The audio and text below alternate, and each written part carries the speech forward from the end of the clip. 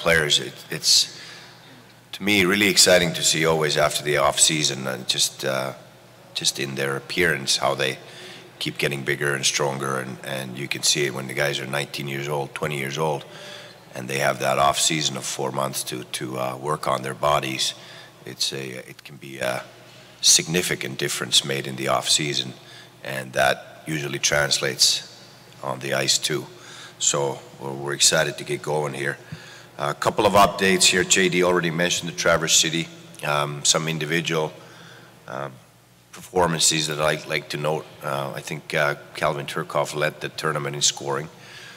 Pierre-Luc Dubois, him and Vitaly Abramov was our first line every game of the four games there, and I felt that they were as dominant of a line that there was in the tournament, and which was very nice to see. You know, they've had a great off season as well. You can see Vitaly Abramov's not the biggest guy, but he loves to play hockey, loves to drive to the net and score goals, but he's gotten quicker and he's gotten faster, and that's great to see. Same thing with Pierre-Luc Dubois, playing with a lot of confidence there, really strong on the puck, and played a really solid all-around 200-foot game.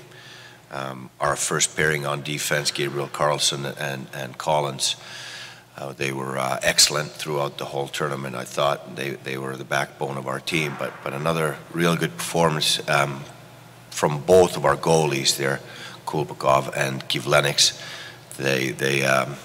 I shouldn't say surprises because we saw him in development camp, and obviously we did a lot of scouting on Matisse Kivleniks to sign him as a free agent, but to take a step from USHL to Traverse City is not a small step, but they handled it really well, and we're excited to see him in training camp as well. A couple other updates. I'm sure you're going to ask us about Josh Anderson. He's still work in progress, and I still believe he'll be here to start the camp. Alexander Winberg's immigration paperwork is taking a little more time than we anticipated, but he should be here, I think, tomorrow night. Brandon Dubinsky is recovering from his surgery and getting better day by day, but we're not going to take any chances with it, so we're going to make sure that he's 100% health, at 100% health and strong before we get him started into the exhibition games. Boone Jenner has a little bit of an issue with a middle body injury, and it's working on that, so we won't rush him either, but he should be in for enough exhibition games to be ready for season opener. And that's about it. And questions, please.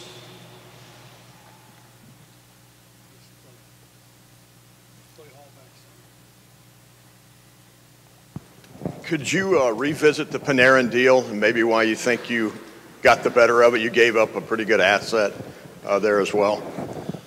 Well, we felt that we needed a game-breaking type of player that with individual skill will create offense, and also a guy who fits in perfectly with not only the right hand but a tremendous one-timer shot into our power play, and he's a guy that is a proven scorer in 2 years in the league. Both years he scored over 30 goals and 70 points.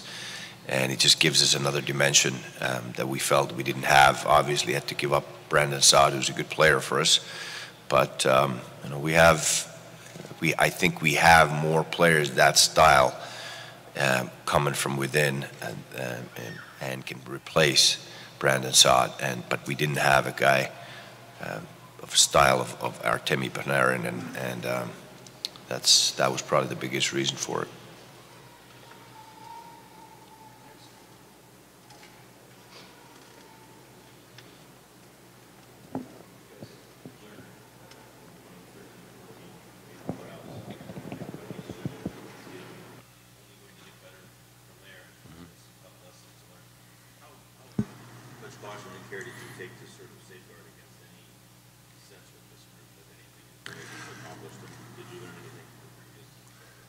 I think that we all learned a lot, for sure, and you don't take anything for granted. This is a very difficult league, and the goal of most teams is to make the playoffs, to get into the playoffs, and then you go from there. We got into the playoffs. It didn't go well, but we learned a lot. And I think that this time around, we as a management group, and I'm sure the coaches, led by Torts, along with the players, feel good about themselves. We're a much younger group than that group that we expected more from, and we didn't get it done. And I think we all learned lessons, and those were hard lessons for the players that are still here. But we've added a lot of quality players since that point in time. You just take, for example, Zach Werenski. Let's take, for example, the work the players are putting in with the culture that's been created with their off-season work to prepare for a season. And I also think the players had such a good taste of what happened last year that they want to get back at it. So I think, Porty, that there were the valuable lessons learned. We never want to go through that again. That was torture. And I think we fought through that, and with the addition of the young players in particular, we've pushed our team to be a better team.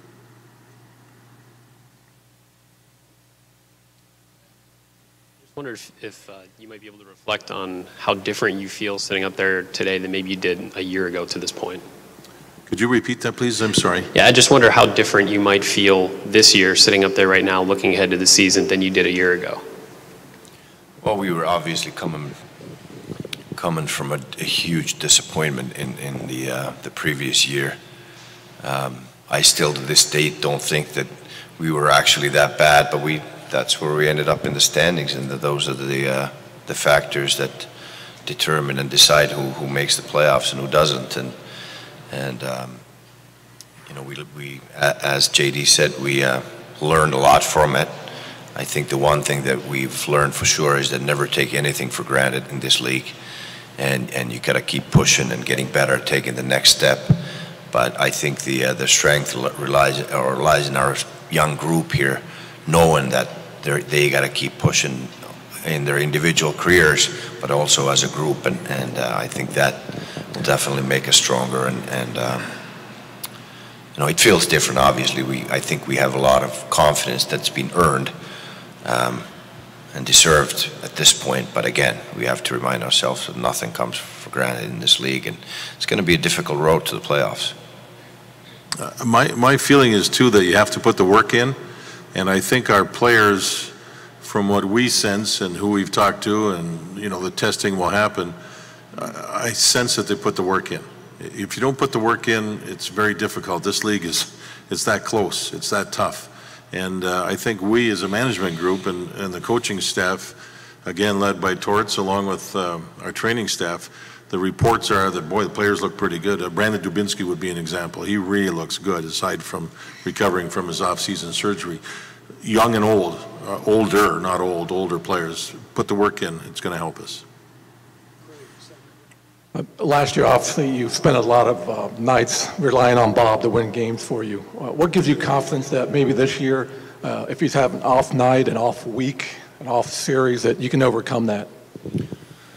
See, I think that Bob was tremendous last year, but I actually think that our defense and our team played very well around him, where that helped Bob as well. It's a two-way street, and I think that you know, we have a good group as far as defending, but I don't remember too many nights where Bob was just a savior, where it was all Bob and getting peppered by 55 shots and saving our hides. That happened a couple years ago, or the last time he won the Vezina. There were a lot more of those games where he stood on his head and was unbelievable. I thought that you know, the group effort last year and how we played as a team, how we defended as a team, was a big improvement from the past. But obviously Bob's a big part of our success and will be.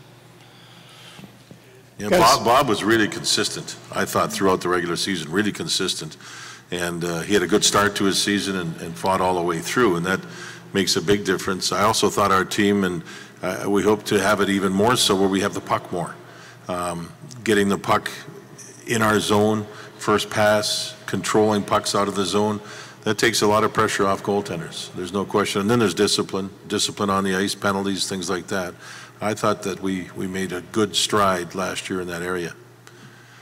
Guys, back to that theme of 2 years ago, I remember when Torts was hired, he said dealing with expectations can really take a lot out of a team that hasn't had to deal with them before. So as they try to avoid that scenario, is it more of a physical thing or a mental thing that allows them to move forward on the expectations and capitalize on those. I think a lot was proved to themselves last season, that this is a good group if you put your work in. I think the off-season's gone well in that respect. And if people have expectations for you, or you have expectations for yourself, that's a good thing. That's a good thing. That means we've got a team that's going to battle.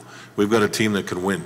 And we have to go out and prove it, obviously. But I think coming into this camp with some good things that happened last season, and you can't live on last season, but it did prove some things, that we have an attitude of, you know what, this is a good hockey club. We don't have to take a back seat to anybody. So why don't we go out and play well? Why don't we go out and make things happen? Why don't we rely on penalty killing and checking properly and scoring goals and power play and goaltending, et cetera?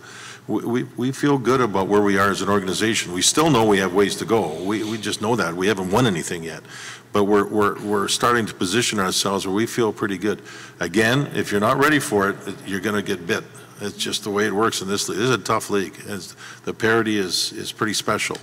But I think everybody from, I know myself and Jarmo and Bill Zito, we respect the fact that this is a good league. We respect the fact that nothing is given to you.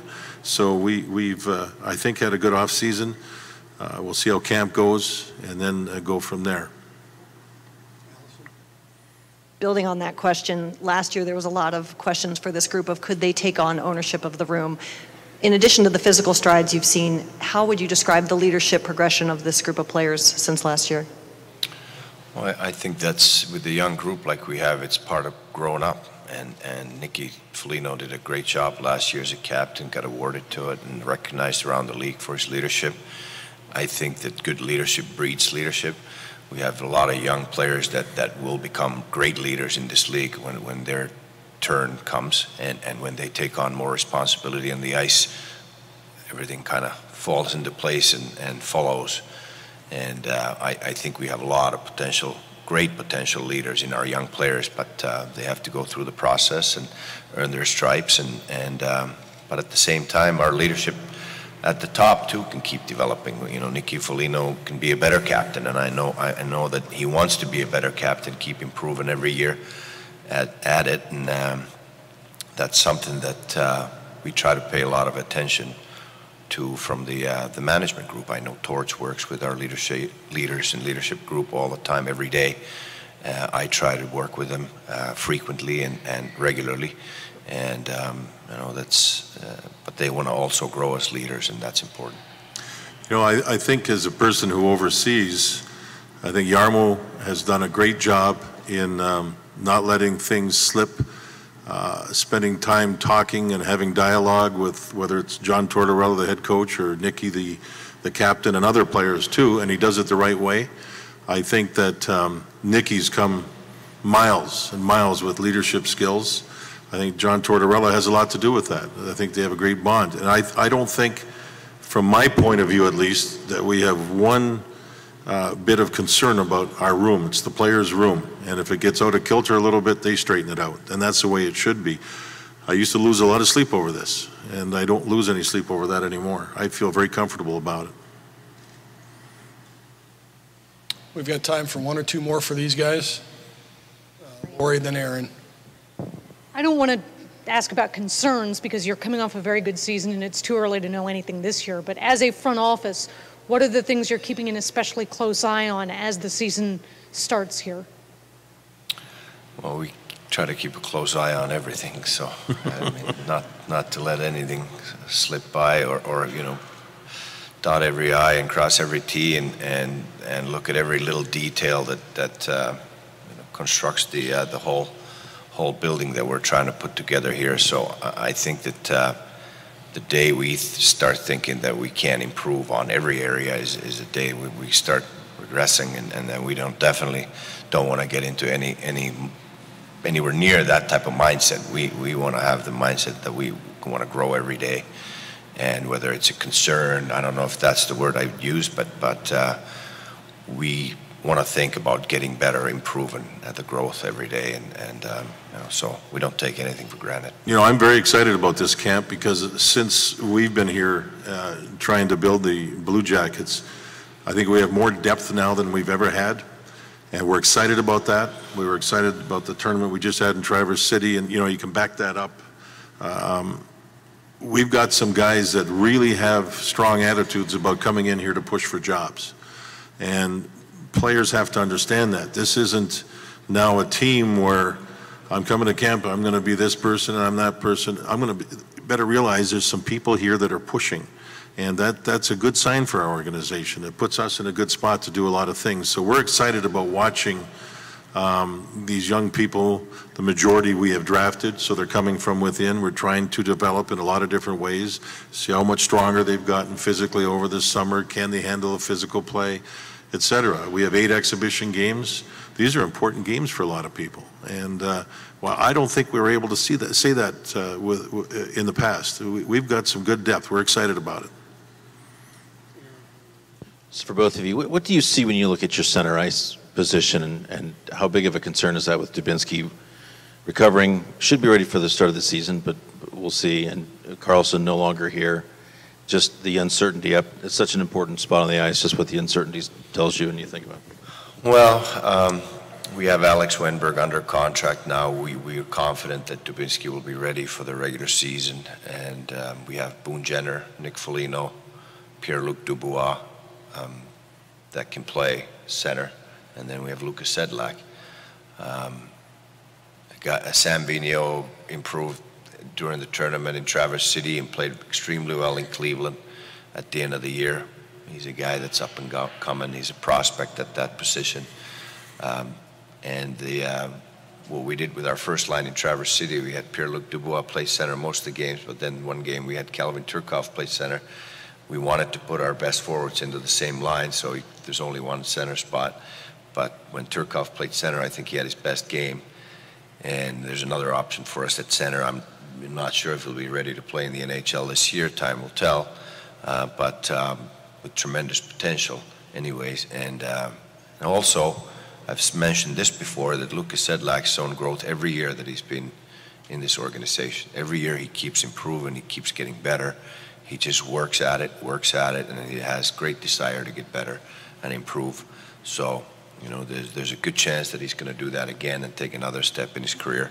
So we'll see. Well, that's why we're excited to see these exhibition games, to see where all the pieces fall and who's going to take which role and who's going to have the best chemistry with our new player, Artemi Panarin, who's going to fit into that line and who's going to play in center if you know, that one spot there is open, whether it's second or third or whichever way the pieces fall in this exhibition season. I think that's what makes this training camp exciting, to see where all the guys fit and who plays who's grown in the off season, who's pushing who, and like JD mentioned, there's going to be these young guys that are going to be looking at those open spots, eyes wide open, saying, I'm going to take that spot.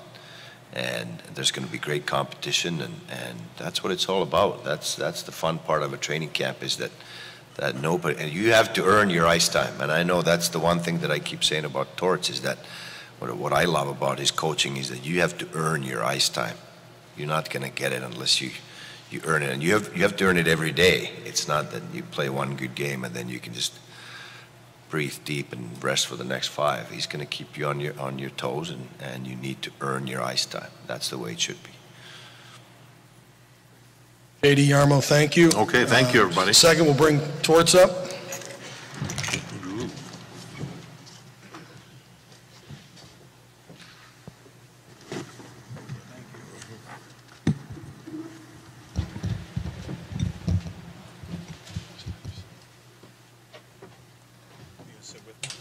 If you'd like. I know the answer to this. No opening remarks, just take questions. No, questions, please. There we go. Aaron Portzline with The Athletic. Figures Portsy starts right away.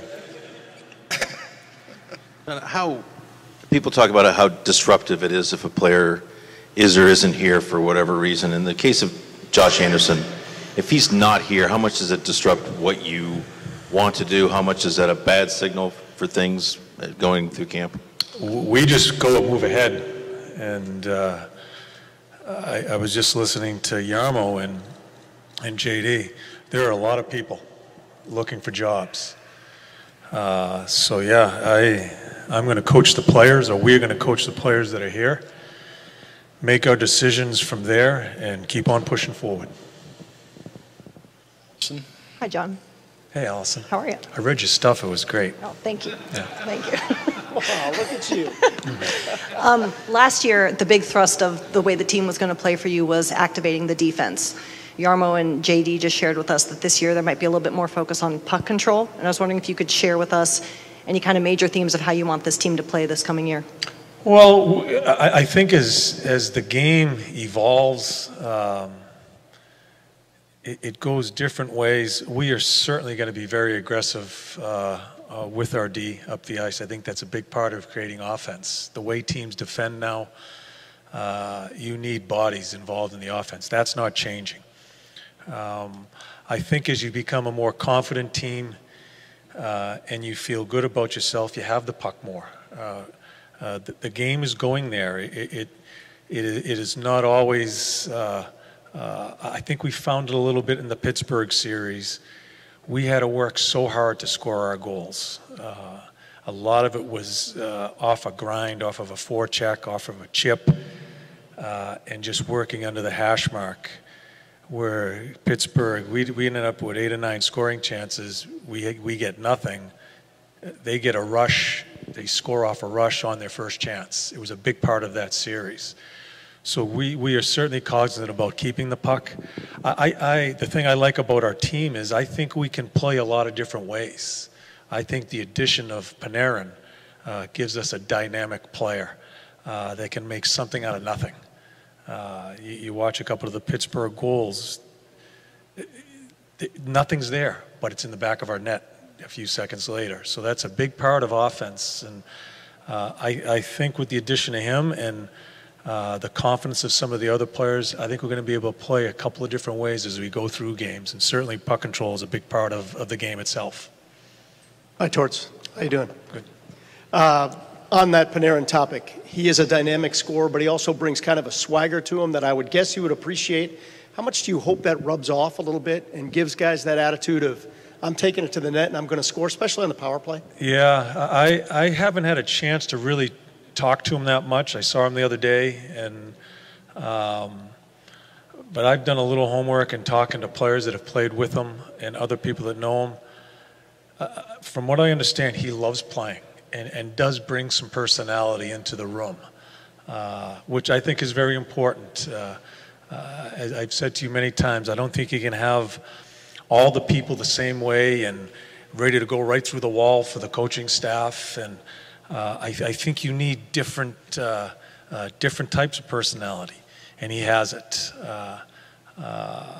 Listening to a coach that has seen him during the summer, the amount of work he's put into some of his skill work just in the short while getting ready for camp is really encouraging. Some of the things that go on. The things that I've heard about him, I'm just dying to see him on the ice. And a coach always wants a player to have that swagger. I think sometimes people worry, is he arrogant? Does he have an attitude? I think when a player has the swagger that knows he can play, that's a really good thing for himself, and it rubs off on the other people. We're not looking for anybody to be shy here. We're looking to express yourself, and I'm dying to see him at it when he gets with us. Play back center. Is that maybe the way you feel about integrating this youth? As you look at the landscape, I mean, is there a number in your head of how many, with you every job's up, but how many guys new faces on this roster? I don't know. I don't make the decisions. They do. Listen to Jarmo and JD. That's what's great about camp, and especially where I think we're getting healthier and healthier in that department, that there are other people right on your ass looking for your job. We talk about a young player that's not in camp. He may lose his job, and that's the way it works. That's healthy. That's not a threat. That's healthy, and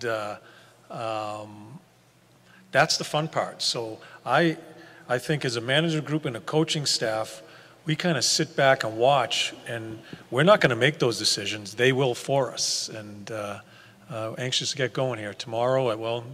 we won't see the pucks for a couple of days, but once the scrimmage games get going and all that comes into play, that's the exciting part of where we are as an organization right now. Mike, right. John, was there anything that specifically that you wanted to change stylistically or otherwise about the way you play as you went over the summer? We met as a coaching staff today and talked a little bit about that. You know, a big part of our identity, and I think it really grew within us as the season kept going, was not being a safe team. Expressing yourself offensively, but also when we don't have the puck, being willing to do the stuff to get it back. We talk about puck possession. I think we made tremendous strides in that area.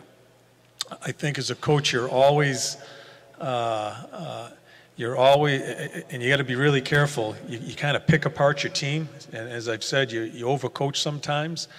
There are certain areas away from the puck that I think we need to improve. I'm not going to expound upon it here, but going to Allison's question, I think if we improve in certain areas away from the puck, we'll have the puck more. So yeah, we met for a little while today. We're going to start showing some tape, probably in the middle part of the camp here, as far as some of the things that we need to improve on. We certainly, I hope we continue, I think, to be dynamic. You know, when you bring Panarin in, I hope other guys continue to feel good about themselves, to continue to grow offensively. Dude, I want us more offensive without sacrificing doing the things away from the puck. And that was kind of our discussion today as coaches, how we can improve so we have more opportunities with the puck to score more goals. Jared in the back on the platform center. Hi, John. In relation to Bob, his season a year ago, phenomenal. The finish to the season, certainly not what he wanted. Mm-hmm. What was your communication with Bob since then? I don't know how much you spoke, but what do you want to see from Bob as he comes back to a fresh new season? The attitude you want to see from him, the performance you want to see? I don't have a worry in the world about Bob. It was very well chronicled after the playoffs. It wasn't to the standard that we all know Bob can play. Pittsburgh did that to a number of goalies during their run. Quite honestly, I thought Pittsburgh got outplayed through most of all the series, the 4 series they played, but they found ways to win with really good goaltending and dynamic play, scoring goals at key times. So we weren't the only team that happened to. I just saw Bob for the first time today, and as usual, he looks great. I think he looks even stronger and just the way he carried himself. I'm not worried about him. He was the best goaltender in the league last year. And that wasn't a fluke. That's how well he played. I know in his heart, his game was not up to where it needed to be in the playoffs. He knows that. That's the most important thing. For right now, I think that's a great fire that he has in him. And we all, as I've got to know him, that's really important. I just think he carries himself so well within himself. He'll be ready to go. So looking forward to get him on the ice. I'm sure he's looking forward to and get back playing. Allison? John, with how the team has evolved since last year, what, if anything, are you going to change about how you lead this group, away from the X's and O's? Yeah, I think when you become a team that, we had a good year. We played 10 extra days after. That's it, 10 days. We're still in the process. I think the guys feel good about some of the strides we made last year. I want to give them more of the room. As it went on, as we went through it, and we're beginning and still getting to know one another, I think we're much more comfortable, coaching staff, players to coaches. If you want to be a team that's going to be there, knowing you're going to be there every year, that room has to self-sustain, and that's the players. The coaches can't be in the way. Are we there yet? No. But that's what I hope we keep progressing. I heard that JD and Jarmo talk about Nick. He's made great strides. He's going to have to be better. He's going. I sat down with Nick just yesterday, and we talked about a couple of things that I think he needs to be better at. So I'm really happy where we are as a team, but I'm very nervous here as we open the camp because I've seen it happen before in where I thought we had a really good camp last year. They were on their toes. They were ready to go. I thought it brought us into the season. Bob gave us confidence. A lot of things went right. I don't think we're going to win 16 straight this year. I'll make that prediction. I don't think we will. A lot of things have to go right for that to happen again. So I just want us aware that's 1 year, and we only played 10 extra days. So we have a lot more work to do in all areas of our game, especially here. And I'm going to watch that very closely starting tomorrow. And it's a clean slate. Clean slate for players. We talk about who's going to jump in. Clean slate, because I've got some great reports as far as what out in Traverse. We got some work to do. 40. Now there's another team in Ohio right now that's got a 20-game winning streak. I don't know if you're aware of that at all. With the Indians have won 20 in a row. I love their manager. Yeah. I don't know their team that well. I haven't followed that much, but I know the manager from with the Red Sox. Right. Yeah. You can relate to what it's like to be in something like that now. How much did that sort of change your season? And how much do you look back upon that and sort of think, did that really happen? Did we really go through that? You know, it was a blast. It was, I think earlier in my career, I probably would have dampened the mood. I would have done something stupid and dampened the mood of the team during that time. I'm glad I didn't because I thought it really helped our team. I think it helps you with the process, maybe speed it up a little bit along the way and handling some of the scrutiny that was on the team then. They like the game going into Minnesota, some of the scrutiny that was going on with our team. And we didn't blink. No one was nervous. Everybody just played. It was great for our team, and I said at that point in time, it's a long year, regular season, and to have something to play for and to add a little spice to it, I thought was really important for us. So I'm thrilled they got to enjoy it and be involved in it. I hope it helped them in a lot of different ways as this season comes up. But as a coach, and as a coach usually does, he's looking at the other side of that. What's going to happen this year? You know, it went really well for us last year, and quite honestly, a lot of it was deserved by the play of our team. But my thing is what's going to happen this year the other way, and how are we going to handle that? So we'll see. Last one, Lori. Coach, you described this as being part of a process. What's the harder step to take in that process? Going from a team that had a season that Davidson described as torture to having 10 extra days, or that next step from being a team that had 10 extra days to something even beyond that? I guess I'll answer it this way. I think as an organization, you're always trying to have a definition of who we are as an organization. I thought last year put us on a road to trying to define us. You have to do it again and again and again. And then you start saying, maybe that's who we are. I think that the biggest step, and I'm not saying it because it's this year coming up after last year, but it really is a huge step for us. And because I do think some things are going to go a little haywire on us, and we're going to have to dig ourselves out of some tough spots as we go through it. It's just the nature of our league. When you really hit it dead on and a lot of things went right for you for 7 or 8 months, those other months coming, when you go back at it again, there's going to be some pitfalls. I think it's going to be a huge step for us how we handle those. Do you panic and turn it into a bigger hole, or do we find our way and rely on and some of the confidence you gained from the prior season?